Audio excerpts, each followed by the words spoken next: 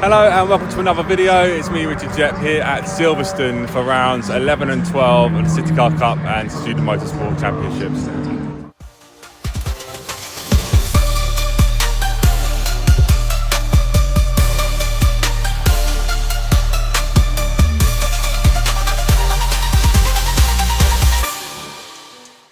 So, a quick look at the championships after Snetterton. We are sat at third, just 9 points behind the lead in the main championship, and we are sat at second, 10 points behind in the student championship. We've got all to play for still.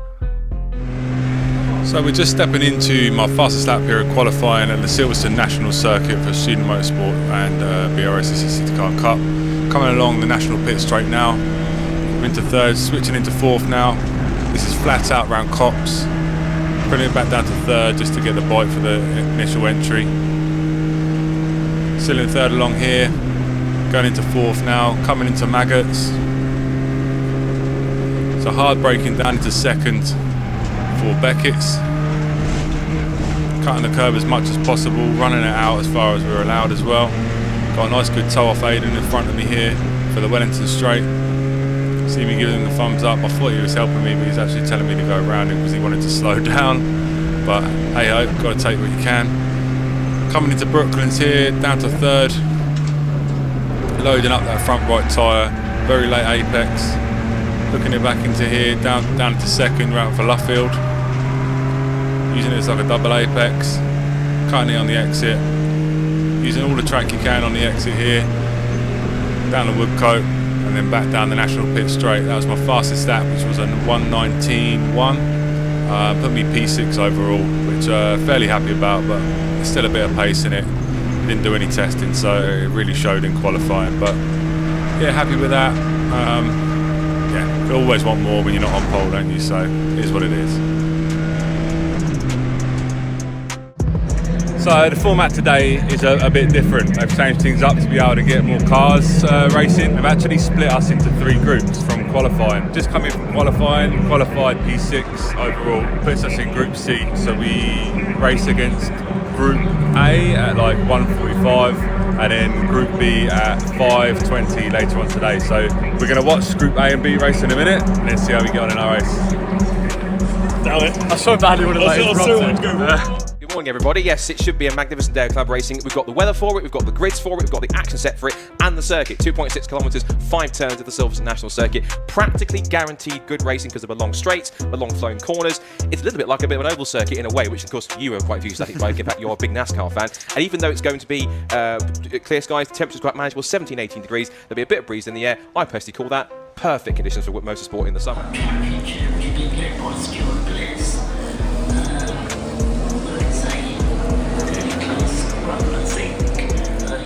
Is now formed that green flag at the back. Let's go CityCar Cup racing. Here we go then, a big grid, a wide open high-speed circuit and 15 minutes of entertainment ahead of us then here at Silverstone. On the front row together, Chris Parks on the right, Alistair May on the left. Very even start from both of them, I think, as the lights went out and they pour down towards Copse Corner for the first time. Now, is the inside line going to be the better line here, or the momentum on the outside? Looks to me like the inside line is going to prevail for now. Alistair May gets the early advantage around Copse Corner, and his teammate Christopher Parks has no choice but to settle in behind. They're already fanning out 3 and 4 abreast further back as they descend now upon the braking zone at Beckett's. Now hold your breath, everyone. Will we get them through? They're 4 wide. Someone had to bail out of that. Up the curb was the 113 of Ben Spencer, and he's charged right round the outside from 7th on the grid to 3rd in the Toyota. Brilliant start that from Ben Spencer. Fully committed up the curb, 4 abreast into the braking zone, and that risk was one worth taking. It gained him a chunk of track position. So this is a significant race at the moment. May could be in a position to take the championship lead as things stand. 3rd in the championship, Richard Jepp. So Richard Jepp will have to wait till later to see how he gets on. Another big lose at Copse Corner, and that is the 68 car. That is Sykes into the gravel. As this next group comes through, in fact, Foden did go past Josh Jackson, so Foden into 7th. Jackson now under threat from Hayden Payne and the blue and orange number 72 car. And that is an issue, I'm afraid, for the 222 car. Now, we don't have DRS, I don't think, in the CityCar Cup. We don't generally need it to promote good racing, but Luke Power's car is running some slightly not standard spec rear aerodynamics on that car, and that may well attract the attention of the clerk of the course. That long right hand that you have at early apex opens out on the exit onto the Wellington straight.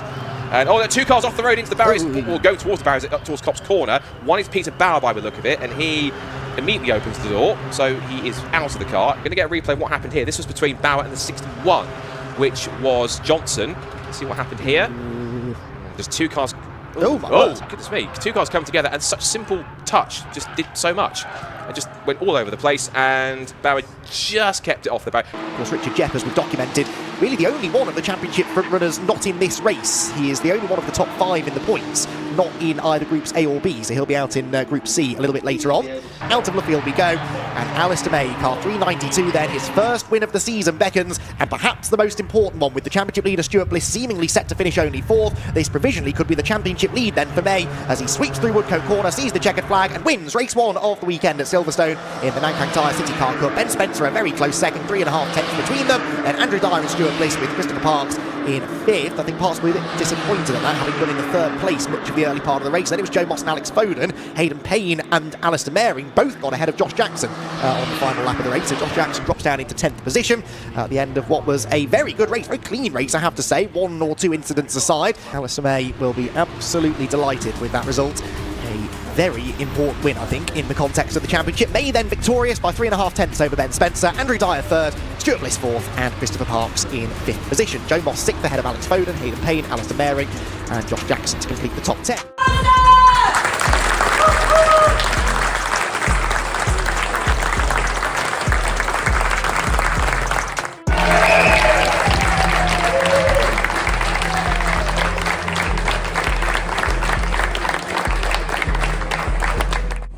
So that was a little bit strange watching the first race and not being in it. I change up with how the race is going this weekend. So there's 3 groups. I qualified 6th, but it puts me in Group C.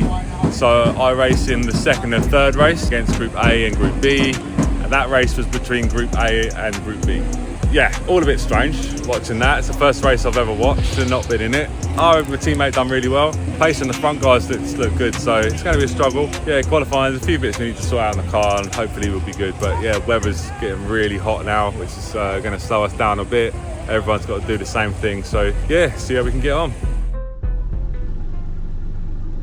Sure it will be a very entertaining 15 minutes of racing as well. So, rev start to rise, ready to go for Group B and C of the Nankang Tyre CityCar Cup and Student Motorsport competition here at Silverstone. Who's going to get the best of the launches? Pretty even, I think, from the front row there. Brady Pollard on the outside line, maybe with a nose ahead in the initial phase of the start. Wants to come over to the inside to cover from Alistair May, but Alistair is still there, and they're going to go absolutely wheel to wheel through the first corner. Richard Jepp is there in 3rd. Remember, Richard 3rd in championship as well. This is first of 2 races today, first of 2 opportunities to score good points. And look at this, he's going for the lead. He's had a better run through Cops Corner than either of the front row starters, and Richard Jepp will get the early advantage down into Beckett's for the first time. Hayden Payne goes with him. The blue and orange eye go desperately late on the brakes for Alistair May.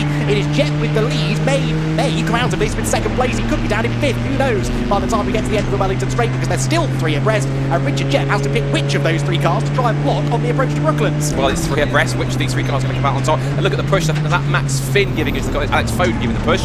There's the 434 car getting very wide on the outside line. 434 with Sandro Pogba, should be Sandro Perez, I think. Into the right hander they go. And Foden hangs it out around the outside line, getting his first proper taste of the, well, I think it's the 2nd race of the week. I think he raced earlier on today, if not, so that's correct. But he goes, oh, 1 car off the road, big off. And I think that might be Duncan Stone off the road. Duncan Stone, I think that's his car off there. It's 69, yes, not 63, Duncan Stone. So yes, unfortunately, Duncan Stone, who was 19th over the line, is off the road at Cops Corner in a big way.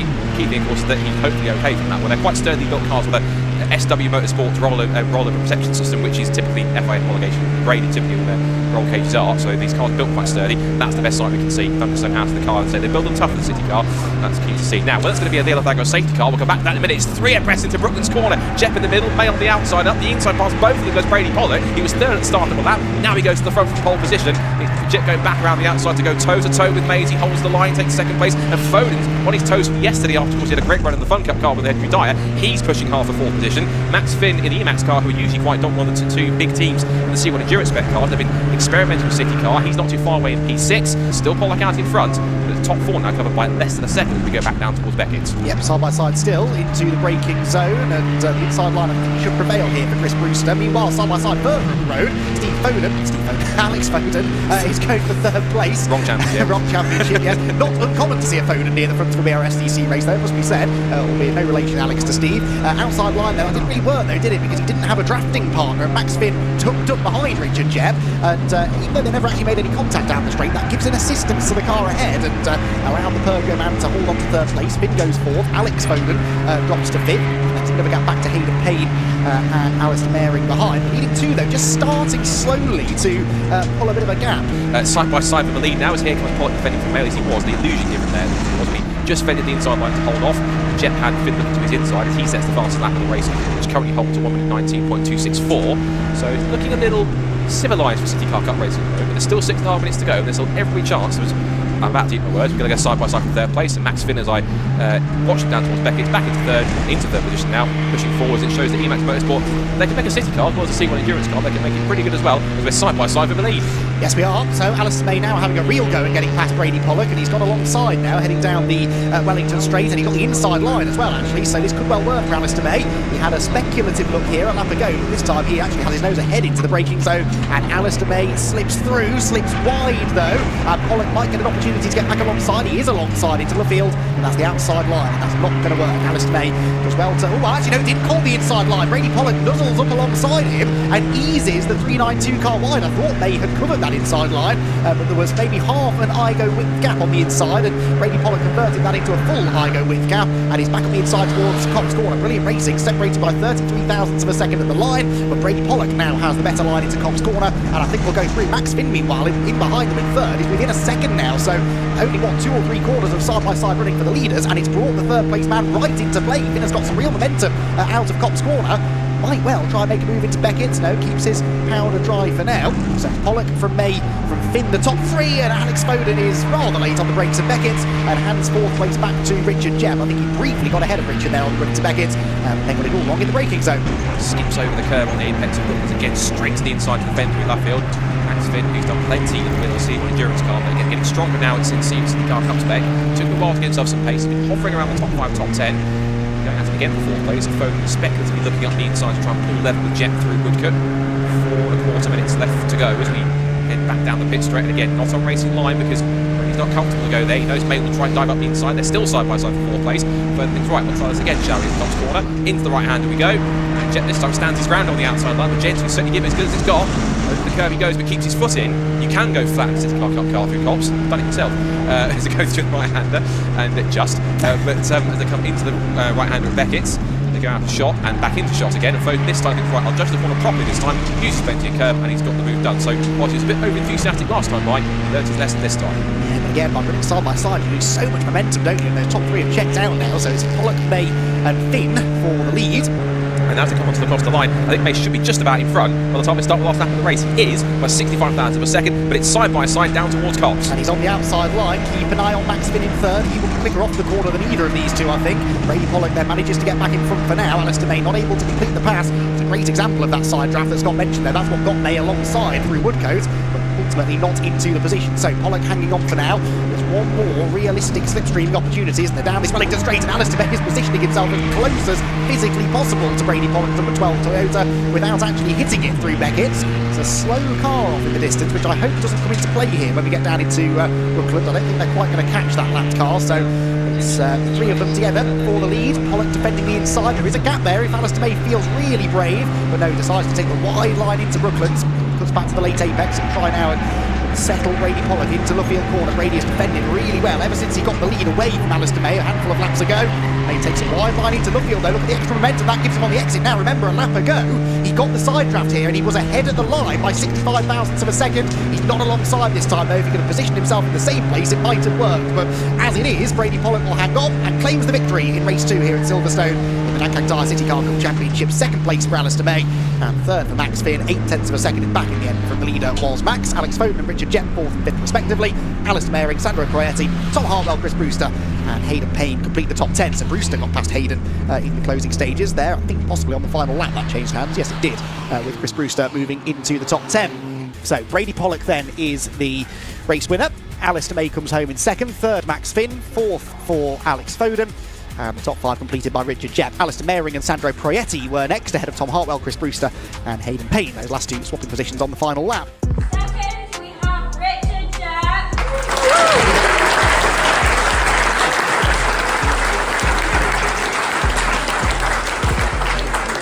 And back on the top step after a brilliant race, Brady Pollock.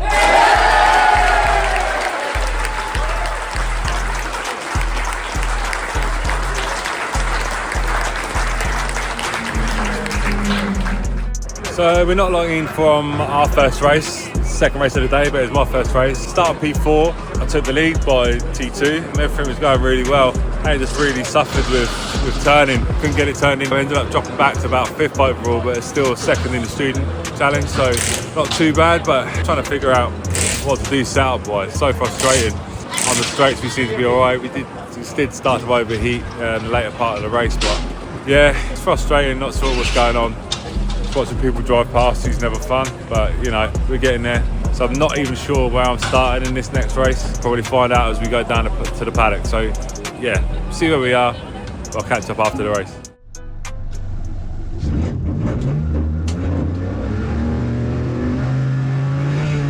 Grid is formed, the revs are starting to rise, and for the final time this weekend here on this summer race weekend at Silverstone, we're racing. It's a good start from Brady Pollock, and on the outside, the grippier outside line, he should have the momentum, I think, to lead into turn 1, although Christopher Parks is coming back at him in the blue 393 car to the inside line. In fact, has his nose ahead, and is bringing with him Andrew Dyer. So Andrew Dyer giving him a shove. In fact, no, they're 3 wide. They're 3 wide, Andrew Dyer, so surprise, 3 wide for the lead for the head towards Beckett's corner, and Andrew Dyer, I think, might come out of this on top. He's got to the inside, yes, he sweeps past Brady Pollock. In fact, the front row starters won't even be in the top 3, because into second place comes Stuart Bliss, and Richard Jepp is there as well. There's a big concertina effect. Oh, and sideways off goes Brady Pollock, and off as well has got Christopher Parks to the inside line. They both got tangled together. There was a massive concertina effect as they turned into the apex of the corner, and would you believe it, the 2 drivers who started on the front row of the grid are the 2 that end up being fired off the road. That was remarkable. So it's number 15 then that leads the way, Andrew Dyer. It's Stuart Bliss second, Richard Jepp third, and Ben Spencer in 4th position. That, Scott Woodward, was rather dramatic. It was, that was another statement. Of course, it's that opened up perfectly for Boston College Racing on 1-2 for them, and Ben Spencer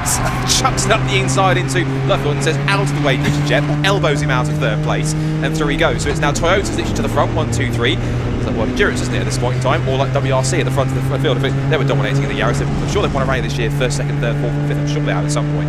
But even so, Toyota's then to the, well, 3, about to the 4, but it wouldn't have worked because Richard Jepp supported party in the Peugeot. So Dyer, Bliss, Spencer, Jepp, and Joe Moss up to 5th place. He's been quietly getting some good results in the top 5 recently. Max Finney was quite fired up after that podium earlier on to get himself a bit closer.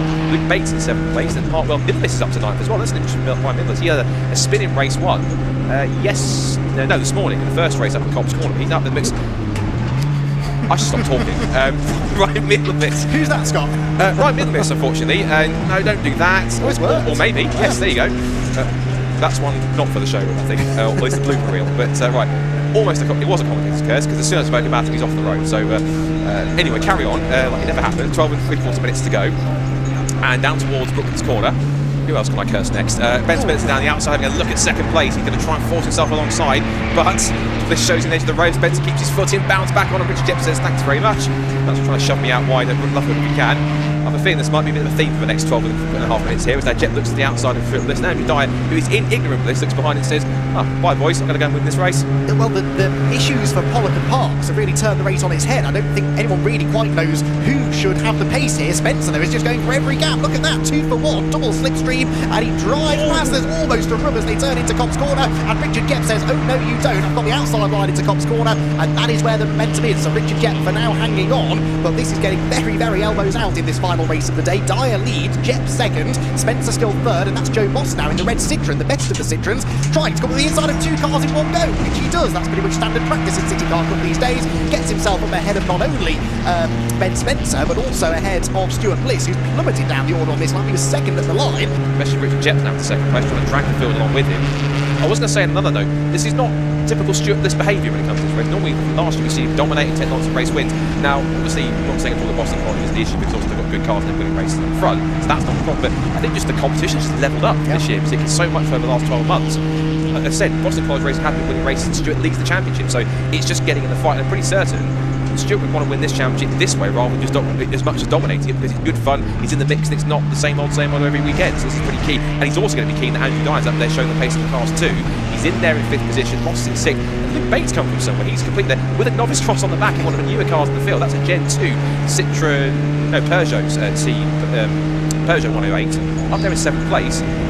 I think I can safely say, where's he come from? Because I wasn't expecting that at all. Because down the outside comes Richard Jepp for the lead in the Gen 2 Peugeot, sails it round the outside, beautifully gliding through Brooklands Corner.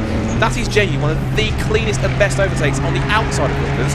not just this weekend, I genuinely think I've ever seen. That was almost poetry in motion. Indeed so, as was the sideways move around the outside from Mr. Excitement himself, Ben Spencer. I don't think it's my work, actually. He's got some good momentum on the outside line, and he's up alongside Andrew Dyer, who was in the lead this time a lap ago, and now finds himself in danger of falling out of the podium places. Jet then the leader. He's still going to be Dyer second with a healthy shove there from Max Finn down towards Copse Corner, and so Spencer now finds himself on the outside looking in. Had no drafting partners on the outside line, and slots back in line in fourth, I believe. Whoever gets in front though, Scott, they can't get away, can they? We saw Andrew Dyer have a stint in the lead. Richard Jepp is out in front now, but there is absolutely no separation amongst this leading group of 7. We said it earlier on the weekend, the key thing with these cars is momentum, as Luke Baker goes into way was trying to attack Ben Spencer for 6th position, but the key thing with these cars by a mile is momentum. The Gen 1 Igo C1 and 107 are all the same car mechanically underneath. It's down to the setup, the build, and also how well they're driven. As I said, Joe Moss goes up the inside to try and repass Ben Spencer. Well, that was Moss Spencer going around the outside of Moss, I should correct myself, so that was him going up for 5th position. They're still side by side down towards Beckett, so Jet continues to lead the pack through. Max Finn's on his toes as well, second. Joe Moss again, thinking, get out of my way, Ben Spencer, and actually rallying himself. He turns the Igo into an actual rally car for a split second, runs back onto the road, Luke Bates back alongside him. Hello, old friend, remember me? Now, what's going on at the front of the field? Richard Jepp fending off Andrew Dyer, and Max Finn could be the danger man here, couldn't he, in that black and green Citroen in 3rd position, number 10 car. So, in group of 4 now, really. Some of the battling behind, centred around Ben Spencer largely, has allowed these leading 4 just to get away, and I think because of that, they're not really fighting each other too much at this stage. I think they're quite content to work together for now, and maybe settling between themselves in the closing stages, because definitely Joe Moss, Ben Spencer and Luke Bates have lost the slipstream now. They're out of slipstreaming range as they head down into Beckett's corner. There is that second group of cars. Ben Spencer's on the inside this time. Now can he keep it on the track on this occasion through Beckett's, hooks the curb, rotates the car, and stays just about within track limits on corner exit. Oh, off, that's Chris Parks. That's Chris Parks off on the exit of Copse Corner on the recovery drive. He's not the only one. That's what the City. Luke Power. That might have been. Yes, they were. No, not close to each other. Actually, another one now. Keith Barr off the road again. And another one. Oh, is there fluid? Is there? There must be oil down. There must be oil down. One's Snugs, the other one's Peter Barrow. Can you see the third one? Oh, yeah, look at this. There's lots of fluid down. This will have to be, dare I say, a red flag wants to clear it up. There's lots of fluid down. Something has just burst. And that's all over the road. That's Power off the road as well. Luke Power. Yeah, red flag. Racing can stop. Then they haven't hit 75% race distance yet. They've only just gone past it. So, looking at the time, what are we at? 5:30. I think we're quite inside curfew. I think we should be up there. Should be inside curfew, which means that we should be able to get this race restarted. It'll probably be either a 5 or a 6 minute restart, I'd imagine. But CityCar and 5 minute restarts, they're guaranteed entertainment at least, shall we say. But yeah, that's going to take it to correct Matt Neal. That's going to take some clearing up. I think that spilled down at Beckett's. Whatever's happened to something down there, something has it's dumped all its fluid down at Beckett's, and you can see drivers trying to track through it and just finding no grip at all whatsoever. Well, we had 2 cars off at Copse as well, didn't we? So my fear is that it's not limited to Beckett's. My fear is that it's around at Copse Corner as well. How many times has this happened this weekend though, with fluid being dumped on the track? You can see the dark line there on the way through Beckett's corner that was just yielding absolutely no grip. And even at this speed, look, as they go through very slowly under the red flag, the cars are sliding around. So absolutely no grip there. There's oil down quite clear. 210 car nearly losing it. And 69 that was, wasn't it? Yes, on the grid waiting for a restart. I was saying I don't think that's water, because I'm certain water would start to dry already by now, given it's quite warm. We think it's we've got Max Lovejoy here from TNR Motorsport as well, watching on, observing the action. We think it's possibly either some kind of oil or coolant, because that's not going to dry out straight away and obviously be equally as slippery. Right, this is the scene here at Silverstone as the cement dust buckets, which must be running low at this point, I think. They've been used several times, particularly at this part of the circuit this weekend.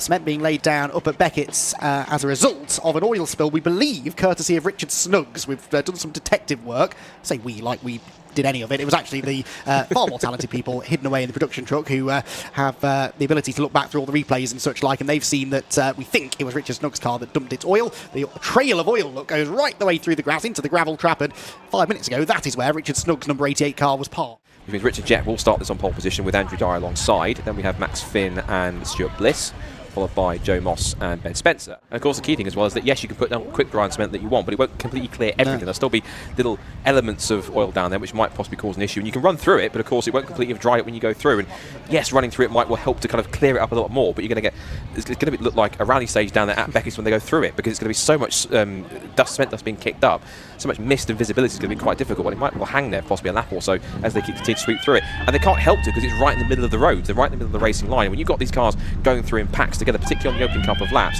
it's going to make visibility absolutely crucial to try and pick your way through. It's going to feel a bit like Days of Thunder going through the smoke. Not quite as dramatic with CityCar Cup cars, but you get my point. It's going to be pretty tricky, and these drivers are going to have to really have their wits about them and trust the cars around them to be able to also have theirs as well, because if one driver steps out of the line, you get caught out, and the cement dust also plays an added factor into that.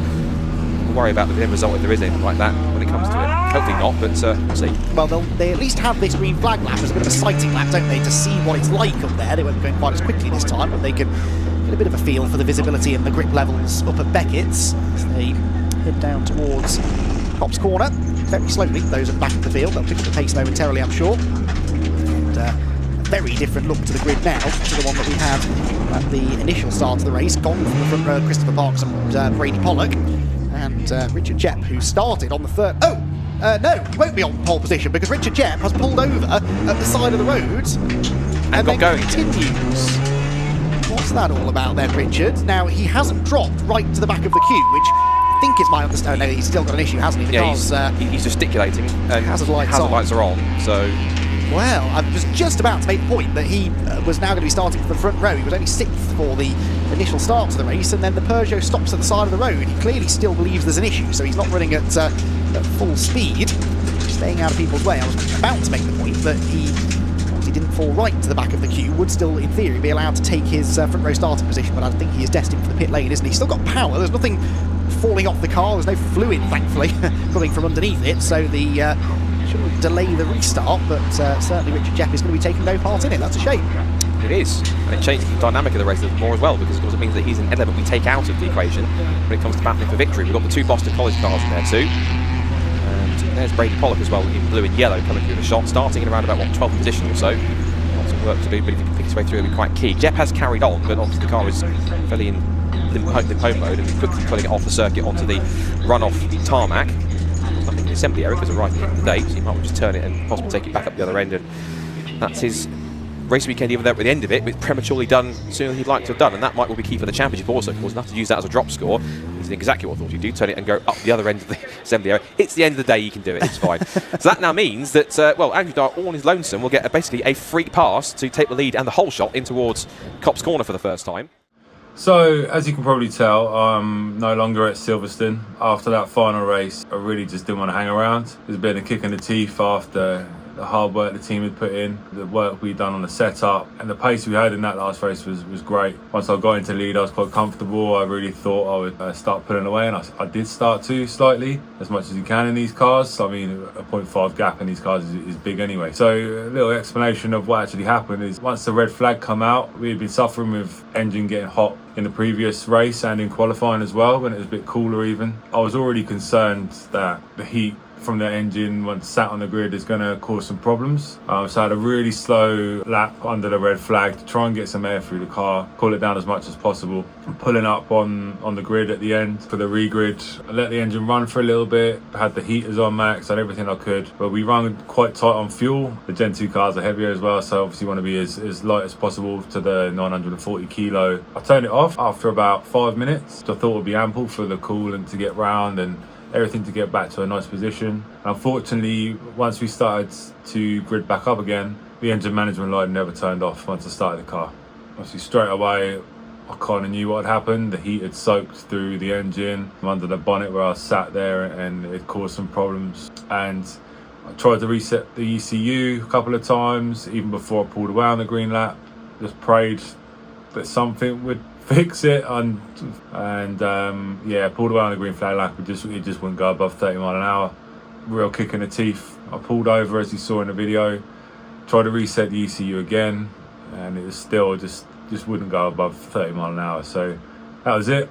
Race done. From a weekend where we had the pace to really battle for the overall wins, and suffering in the first race with a little bit of setup, but Also a little bit of straight line speed from about halfway through the race we were suffering. And then that second race, the car felt great, really controllable. It done what I wanted to, and it was performing well. So motorsport goes sometimes. We're back at Croft in about a week from now, actually. It's tough because I think that's both championships now out of reach. You know, I've got to really pray for a miracle. I don't want to pray bad on anyone else, but I'll need that to have a chance. So still going to do what I can. The team deserve for me to do everything I can.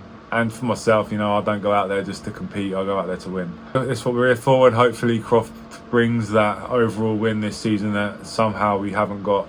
We've been so close and we should have had it by now, but it's tough. It's a tough series. But yeah, I hope you liked the video anyway. Remember to like, share, subscribe, get down in the comments if you think there's anything we could do to help the car with the cooling system, or if there's anything you think I could have done differently on that red flag lap. Be really interested to see what you think of the video and hear your comments around what I'm doing. So take care, and I'll see you next time at Croft.